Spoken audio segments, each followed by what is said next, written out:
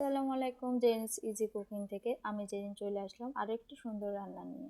আজকের রান্না চিংড়ি মাছ দিয়ে আলু, অনেক সুস্বাদু খেতে।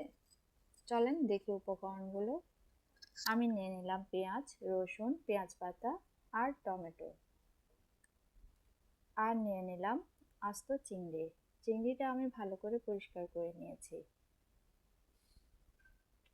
এবার আমি একটা পরিমাণ মতো পাত্র নিয়ে নিলাম। দেখুন, আমি এর জন্য নিয়েছি মরিচ, মশলা, হলুদ আর লবণ।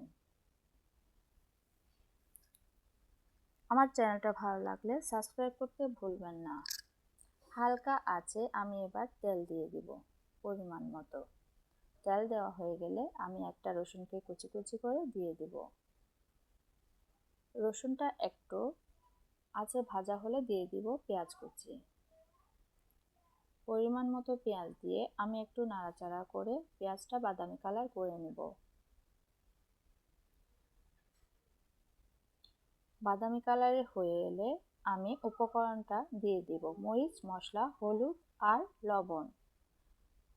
মশলাটা যাতে পুড়ে না যায় তার জন্য আমি দিয়ে দিব হালকা পরিমাণে পানি। এবার আমি মশলাটা একটু কষিয়ে নেব। কষানো শেষ হয়ে এলে আমি দিয়ে দিব চিংড়ি মাছগুলো।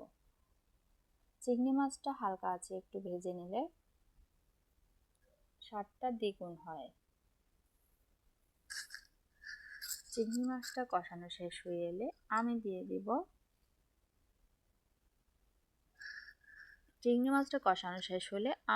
দিব আলু। সবগুলো আলুই আমি দিয়ে দিচ্ছি এখানে। আমার চ্যানেলটা ভালো লাগলে সাবস্ক্রাইব করতে ভুলবেন না। এবার দিয়ে দিব আমি পেঁয়াজ কুচি, পরিমাণ মতো পেঁয়াজ কুচি দিয়ে এরপরে আমি দিয়ে দিব টমেটো। আপনারা চাইলে টমেটো বেশি ইউজ করতে পারেন, কম ইউজ করতে পারেন। দিয়ে দিব 1 বাটি পরিমাণের পানি। আমরা একটু হালকা আঁচে নেড়ে দিব যাতে সব মশলা আলুর সাথে মিক্স হয়ে যায়। এবার আমরা একটা ঢাকনা দিয়ে ঢেকে রাখবো 10 মিনিট। 10 মিনিট পর আমি যখন দেখুন আমার রান্নাটা প্রায় হয়ে এসেছে।